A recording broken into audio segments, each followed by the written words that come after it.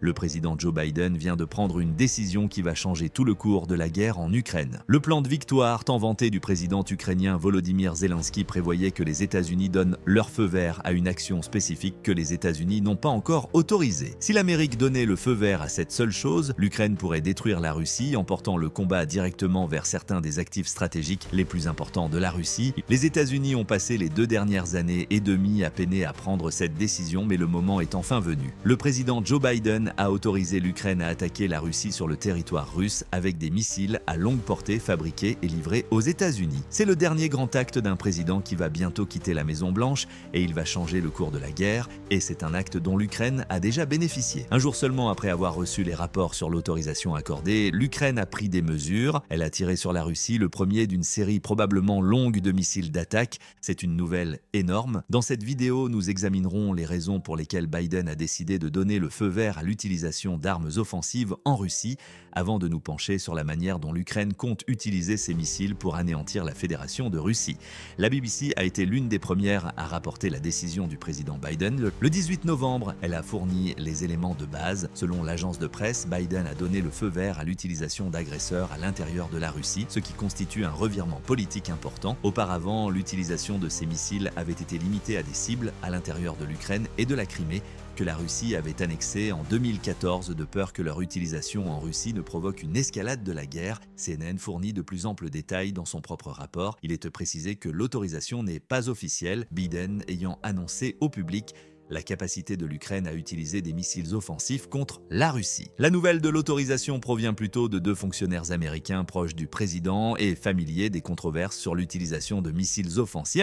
L'un de ces fonctionnaires indique que les missiles sont actuellement prévus pour être déployés à Koursk, la Russie ayant décidé de déployer 50 000 soldats dans l'oblast. Parmi ces 50 000 soldats, jusqu'à 12 000 soldats nord-coréens pourraient être à la disposition de Poutine, en grande partie grâce au pacte de coopération en matière de défense qu'il a signé en juillet 2024 avec le président nord-coréen Kim Jong-un. Les conseillers de Biden estiment que l'arrivée de ces troupes pourrait déclencher une nouvelle phase de la guerre, selon CNN. L'accord de l'agresseur signifie donc plus de puissance de feu pour les soldats ukrainiens à Koursk, qui sont actuellement sous forte pression. Le correspondant diplomatique d'Al Jazeera, James Bays, soutient cette argumentation. Il affirme que l'objectif de ces nations occidentales est de soutenir l'Ukraine, en particulier dans la région russe occupée par l'Ukraine, Koursk. Pourquoi Koursk est-il important? En août 2024, Volodymyr Zelensky a pris la décision inattendue de frapper Poutine avec ses propres armes. Au lieu de se concentrer uniquement sur la défense de la région disputée de Donetsk en Ukraine, il a envoyé un petit contingent des troupes du pays dans l'oblast russe de Koursk. Une ligne rouge a été franchie. L'Ukraine a envahi la Russie et a affirmé au bout de quelques semaines que grâce à sa contre-invasion, elle contrôlait plus de 450 miles carrés de territoire russe,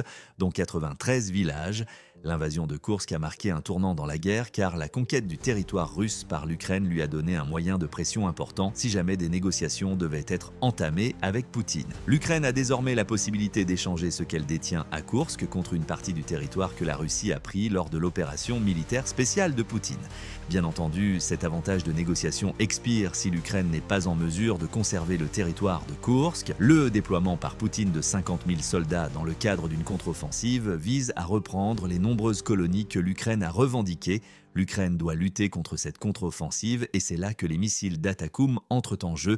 Grâce à eux, l'Ukraine peut lancer des attaques contre les positions russes et nord-coréennes à Koursk depuis son propre territoire. C'est d'une importance considérable pour l'Ukraine. Elle est désormais en mesure de soutenir ses soldats sur le terrain par des attaques de missiles que la Russie ne peut pas contrer aussi facilement. Revenons au reportage de CNN. On y apprend également que l'autorisation d'utiliser Atakoum en Russie s'est fait attendre. Durant les 2 premières années de la guerre, les États-Unis ont carrément refusé d'envoyer les missiles en Ukraine, même pour une utilisation sur leur propre territoire. L'escalade de la guerre était alors la principale préoccupation. Les États-Unis se méfiaient de ce que Poutine pourrait faire en réaction à l'envoi de missiles aussi puissants en Ukraine. CNN rapporte également que certains aux États-Unis s'inquiétaient de voir les États-Unis épuiser leur stock d'Atakoums et donc, en échange de l'armement de l'Ukraine, réduire considérablement sa capacité d'autodéfense. Le président Biden a annulé cette politique en février 2024 et a permis la livraison des premiers systèmes Atakoum à l'Ukraine en avril. Mais même alors, le décret était clair, l'Ukraine ne devait utiliser n'utiliser les missiles que pour attaquer des positions russes sur son propre territoire. La Crimée pourrait être incluse dans cette liste car les États-Unis ne reconnaissent pas l'annexion de la péninsule par la Russie en 2014, ce qui signifie qu'elle devrait toujours être en possession de l'Ukraine. Les attaques contre la Russie elles-mêmes étaient toutefois tabous.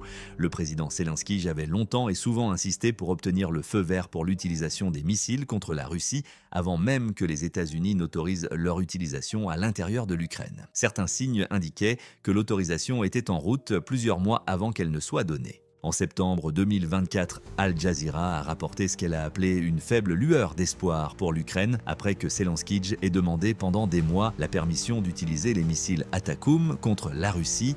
Biden a répondu « Nous y travaillons actuellement ».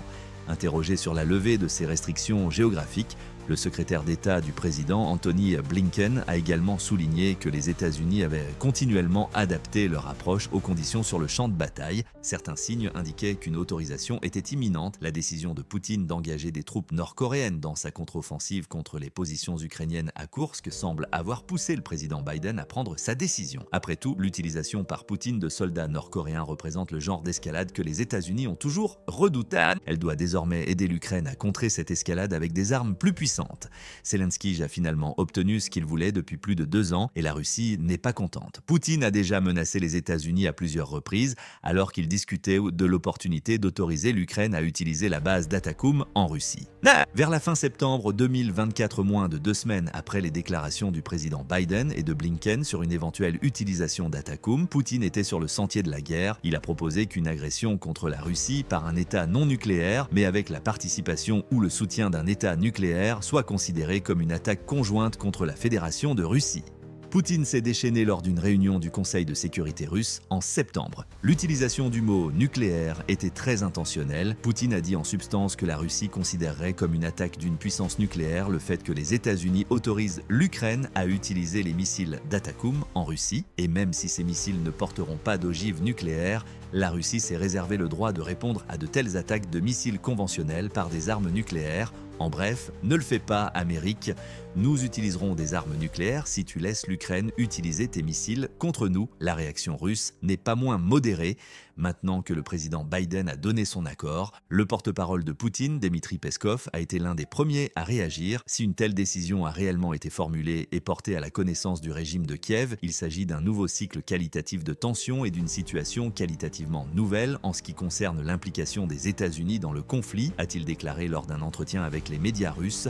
Bien sûr, les déclarations de Peskov ignorent le fait que la Russie avait déjà fait dégénérer la situation en décidant de déployer des troupes nord-coréennes contre l'Ukraine à Koursk. Mais cette hypocrisie n'a jamais empêché le Kremlin de proférer des menaces contre les États-Unis. La députée russe Maria Butina a également mis en garde contre le fait que les actions du président Biden conduiraient à une escalade massive. Elle a toutefois également souligné l'espoir de la Russie de voir le président élu Donald Trump revenir sur la décision de Biden. J'ai grand espoir que Trump revienne sur cette décision si elle a été prise, car il risque sérieusement de déclencher la Troisième Guerre mondiale, a déclaré Butina. Peskov a également mentionné l'administration sortante à Washington et son intention de jeter de l'huile sur le feu de la guerre. Il semble donc que la Russie espère que Donald Trump viendra à leur secours et sauvera le pays des missiles de l'Atakem. Reste à savoir si cela se produira effectivement. Le plan de paix proposé par le président élu Trump pourrait empêcher une escalade. Il convient également de noter que la décision du président Biden n'a pas été saluée par toutes les autres nations d'Europe.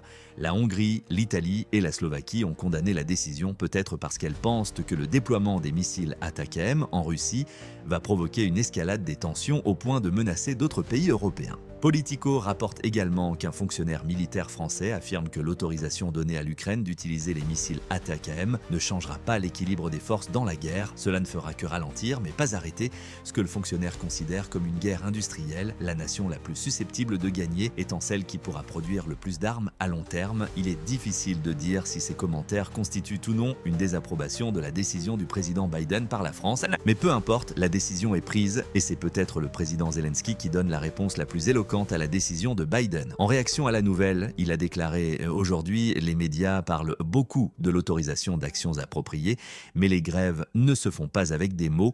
De telles choses ne sont pas annoncées. Les missiles parlent d'eux-mêmes. Cette dernière déclaration est éloquente. Zelensky laisse entendre que tous ces discours n'ont pas de sens car l'Ukraine a l'autorisation nécessaire. Et cela nous amène à une question cruciale. Pourquoi la Russie a-t-elle si peur des missiles Atakem des États-Unis ? Il suffit de regarder les caractéristiques techniques des missiles pour trouver la réponse. Dans son rapport sur la décision de Biden, Al Jazeera fournit quelques détails sur l'ATACMS, le système de missiles tactiques de l'armée. On y apprend qu'ils ont été développés pour la première fois dans les années 1980 et qu'ils ont une portée de 300 km, ce qui leur permet d'être tirés sur le territoire russe depuis l'Ukraine. Elles sont construites par Lockheed Martin et peuvent être tirées à la fois par les systèmes HIMARS que les États-Unis ont envoyés en Ukraine en juillet 2022 et par les systèmes de lance-roquettes multiples M270 que l'Ukraine a reçus de la Grande-Bretagne la même année. En d'autres termes, l'Ukraine dispose déjà de tout ce dont elle a besoin pour tirer des missiles ATACMS. Elle n'avait besoin que de l'autorisation de les utiliser à sa guise. Missile Thread fournit de plus amples détails et constate que le missile ATACMS est un missile à un étage qui peut être équipé d'une ogive hautement explosive ou d'une ogive à fragmentation, cette dernière contenant jusqu'à 950 sous-munitions, ce qui permet de puissantes attaques à tir dispersés contre les positions russes.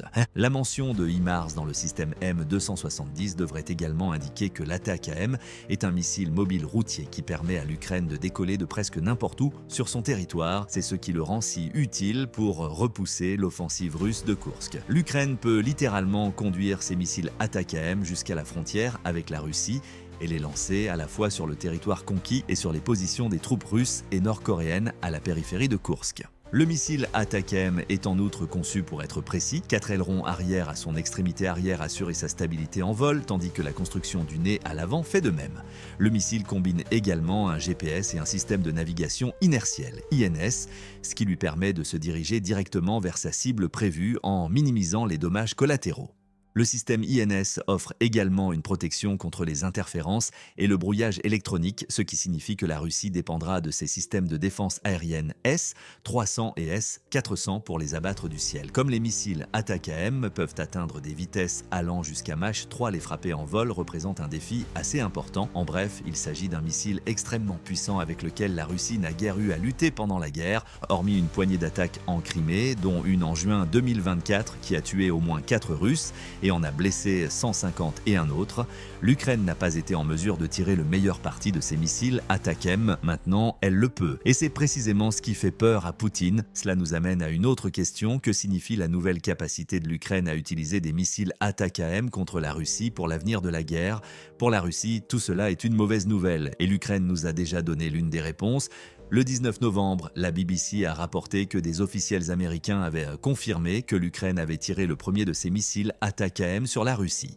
L'attaque comprenait 5 missiles, tous dirigés vers la région de Bryansk, selon le ministère russe de la Défense.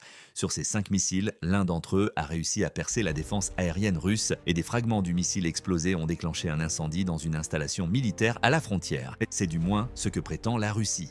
Les officiels américains qui ont confirmé l'attaque affirment que les chiffres sont très différents. L'Ukraine a en effet tiré 8 missiles, dont la Russie n'a pu en intercepter que 2. Cela signifie que 6 missiles ont atteint leur cible et ont probablement causé bien plus de dégâts que la Russie ne veut l'admettre. Reuters s'est penché sur le rapport de la BBC et a constaté que l'Ukraine affirme désormais avoir frappé un dépôt d'armes russe à 70 miles de profondeur dans la région de Bryansk. L'attaque a également été accompagnée d'une attaque de drones visant au moins 8 régions du sud et du centre. Le ministère russe de la Défense affirme avoir abattu 42 des drones ainsi que 4 des 5 missiles ATACMS. Quelle que soit la vérité, le Kremlin a rapidement réagi à la nouvelle. Le ministre russe des Affaires étrangères, Sergueï Lavrov, a immédiatement accusé les États-Unis d'escalader un conflit dans lequel ils ne devraient pas s'impliquer. Le fait que les ATACMS ayant été déployés à plusieurs reprises contre la région de Bryansk pendant la nuit est bien sûr un signal qu'ils, c'est-à-dire les États-Unis, veulent une escalade, a affirmé Lavrov. Il a ensuite fait l'affirmation dissuasive que la Russie partirait du principe que les ATACMS de l'Ukraine seraient servis par des experts militaires américains pour toutes ses décisions futures. Et cette attaque pourrait n'être que le début de l'offensive ATACMS de l'Ukraine. Comme nous l'avons déjà mentionné, Poutine a rassemblé quelques 50 000 soldats, dont des troupes de Corée du Nord, pour chasser les occupants ukrainiens de l'oblast de Koursk. Cette contre-offensive se passe mal pour la Russie. Le 12 novembre, l'expert militaire David Axe de Forbes a rapporté que l'Ukraine avait déjà détruit 77 véhicules blindés russes au cours des 6 premiers jours de la contre-offensive. La plupart d'entre eux se trouvaient à la limite nord du territoire que l'Ukraine tient dans l'oblast, et pour aggraver les choses pour Poutine, ces rapports sont arrivés au milieu d'autres qui affirmaient que l'Ukraine avait tué un 950 soldats russes et détruit plus de 100 véhicules blindés en une seule journée sur l'ensemble des 800 miles de la ligne de front. La nouvelle voix de l'Ukraine affirme que la Russie s'est mise à détruire détruire ses propres troupes et à tuer ses propres citoyens en bombardant essentiellement les territoires tenus par l'Ukraine à Koursk. La Russie a bombardé la zone 11 578 fois, affirme le média, et a en outre largué 3 243 bombes aériennes guidées et 356 missiles non guidés sur Koursk. C'est là que les armes de l'ATACMS d'Ukraine entrent à nouveau en jeu. La Russie peut bombarder Koursk à partir de fortifications qu'elle a construites en dehors de la nouvelle ligne de front que l'Ukraine a créée lors de son entrée à Koursk. Jusqu'à présent, l'Ukraine ne pouvait pas faire grand-chose contre cela, si ce n'est se défendre contre les bombardements incessants. Avec l'autorisation d'utiliser des missiles ATACMS en Russie, il est désormais possible de cibler les aérodromes et les positions de lancement que la Russie a utilisées pour ses attaques sur Koursk. Une fois certaines de ces positions détruites, les forces terrestres ukrainiennes pourront se concentrer sur la défense contre la contre-offensive de 50 000 hommes et augmenter considérablement leurs chances de tenir Koursk à long terme. Et l'Ukraine ne peut pas seulement attaquer les bases proches de Koursk. Elle dispose de nombreuses autres cibles potentielles qu'elle pourrait attaquer avec des ATACMS, ce qui réduirait la pression sur l'ensemble de la ligne de front. Après l'approbation de Biden, le Kyiv Post a constaté qu'avec l'accès aux ATACMS, l'Ukraine pourrait attaquer plus de 245 objets militaires. Parmi ces objets figurent 15 bases aériennes, dont certaines parmi les plus connues se trouvent dans les régions de Bryansk, Koursk, Lipetsk, Rostov et Kalouga. Il s'agit d'une amélioration massive par rapport aux missiles que l'Ukraine tirait auparavant à partir de ses systèmes HIMARS, qui ne pouvaient parcourir que 80 km et atteindre 20 des plus de 245 cibles potentielles que les ATACMS peuvent atteindre. Et l'Ukraine a déjà prouvé qu'elle pouvait frapper Bryansk avec son attaque du 19 novembre. Revenons aux aérodromes. Ils sont importants parce que c'est de là que la Russie tire ses terribles bombes planantes, principalement des bombes russes Fabi 1500 datant de l'époque soviétique et pesant environ 1,65 tonnes. Les bombes planantes sont fabriquées à l'aide d'un kit de mise à niveau spécial qui ne coûte que 20 000 $ américains. Ce kit permet essentiellement d'équiper les anciennes bombes russes d'ailes afin que les avions russes puissent les lancer derrière les lignes de front et les faire planer vers des cibles en Ukraine. La Russie a bombardé l'Ukraine avec ces bombes. Rien qu'en mars 2024, la Russie a envoyé environ 3000 bombes planantes en direction de l'Ukraine. Et depuis, plusieurs milliers d'autres se sont abattues sur l'Ukraine. Pour comprendre pourquoi elles sont si dangereuses, il suffit de comparer une bombe à effet glissant à un obus d'artillerie standard. Une grenade russe de 152 mm contient environ 14 livres d'explosifs. La bombe planante de 1,65 tonnes du pays contient un énorme 440 livres d'explosifs dans ses enveloppes massives, ce qui confère à chaque bombe une puissance de destruction 31 fois supérieure à celle d'un obus d'artillerie. Le seul inconvénient des bombes planantes du point de vue russe est qu'elles doivent être tirées depuis les airs. Un avion doit décoller, atteindre une altitude appropriée et se positionner en conséquence avant le tir. Pour cela, la Russie a besoin d'aérodromes d'où ces avions peuvent décoller, ce qui nous ramène directement aux 15 aérodromes que l'Ukraine peut désormais cibler avec ses ATACMS. L'élimination d'un seul de ces aérodromes limiterait drastiquement la capacité de la Russie à lancer des bombes planantes en toute sécurité derrière les lignes de front. En éliminer plusieurs réduirait massivement la forte pression que la Russie exerce sur l'Ukraine dans son avancée vers Donetsk. Ici aussi, nous obtiendrions un résultat similaire à celui obtenu avec l'ATACMS à Koursk. Moins de tirs depuis le haut, de sorte que les troupes ukrainiennes au sol puissent s'opposer aux manœuvres offensives russes au sol. Outre les aérodromes, il faut également tenir compte des autres actifs russes qui font partie des plus de 245 biens identifiés par le Kyiv Post. Nombre de ces actifs sont par exemple probablement des unités de stockage que la Russie utilise pour approvisionner ses troupes sur le front en Ukraine. Si ces installations de stockage étaient neutralisées, la Russie pourrait moins bien équiper ses troupes sur place. Les attaques ATACMS pourraient également permettre à l'Ukraine de détruire les chars et les unités d'artillerie russes avant qu'ils ne soient déployés sur le front. Cela permettrait également de réduire la pression sur leurs soldats à Donetsk. L'ATACMS n'est donc pas seulement un destructeur de bombes planantes, il s'agit d'un missile qui permet à l'Ukraine de couper les lignes d'approvisionnement russes qu'elle ne pouvait pas atteindre auparavant. Timothy H., Chatham House Associate Fellow, déclare à Al Jazeera que l'Ukraine doit être en mesure de frapper les chaînes d'approvisionnement russe qui se trouvent hors de portée actuelle des missiles ukrainiens. C'est un autre bon point. Les lignes de front de la guerre en Ukraine s'étendent désormais si profondément dans la région du Donbass que les missiles de croisière à courte portée de l'Ukraine ne sont même pas en mesure d'atteindre les positions russes sur leur propre territoire. La portée de 80 km n'est pas suffisante pour cela. Avec ATACMS, l'Ukraine peut d'abord neutraliser les installations logistiques de la Russie à proximité des périphéries de son propre pays avant de se tourner vers les nombreux objets russes mentionnés dans le Kyiv Post. H fait remarquer que la seule possibilité de déployer des ATACMS sur le territoire russe donne à l'Ukraine quelque chose de très important, une influence. C'est ce que l'Ukraine voulait obtenir en envahissant Koursk et maintenant qu'elle peut utiliser ATACMS, cela devient encore plus important. Comme le souligne H, Biden pourrait avoir pris sa décision dans l'intention de donner à Zelensky davantage de moyens de pression lors de futures négociations avec Poutine. Une fois que la capacité est donnée, il est plus difficile de l'enlever, fait-il remarquer. Poutine voudra négocier des restrictions sur les capacités militaires de l'Ukraine. Si Zelensky et Poutine s'assoient un jour à la table des négociations, le président ukrainien pourra peut-être utiliser son ATACMS pour forcer Poutine à réduire l'utilisation des bombes planantes ou à se retirer de différentes régions de Donetsk. C'est peut-être la principale raison pour laquelle Biden a autorisé l'utilisation de l'ATACMS si tard dans sa présidence. H a dit qu'il semble que la Russie va escalader dans les prochains mois avant la présidence de Trump et les probables négociations. C'est exactement ce qu'elle fait déjà, si l'on en juge par ses actions à Koursk. L'introduction de soldats d'un autre pays dans son opération militaire spéciale est une escalade qui va au-delà de tout ce que Poutine a fait depuis février 2022.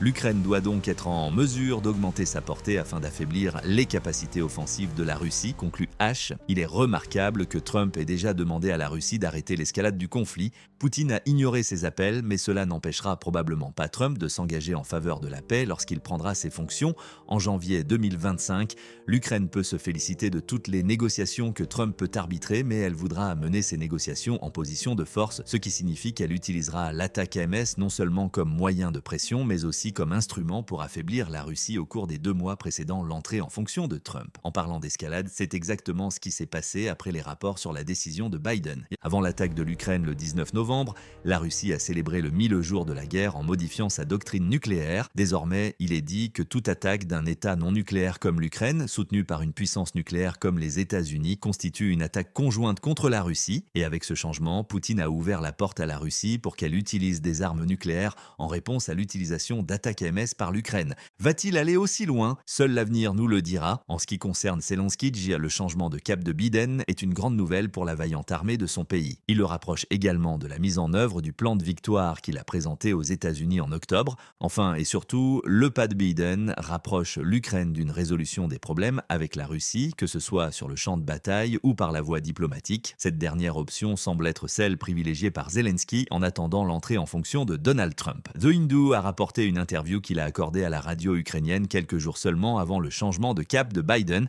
De notre côté, nous devons faire tout ce qui est en notre pouvoir pour nous assurer que cette guerre se termine l'année prochaine, a déclaré Zelensky, et nous devons y mettre fin par des moyens diplomatiques. Les ATACMS qui ciblent des sites russes importants pourraient donner à l'Ukraine l'influence nécessaire pour y parvenir précisément, mais comme le montre l'attaque de l'Ukraine du 19 novembre, Zelensky n'hésite pas à utiliser ses missiles pour frapper la Russie, là où ça fait mal actuellement. Que pensez-vous de la décision de Biden d'autoriser l'Ukraine à utiliser les ATACMS contre des cibles russes?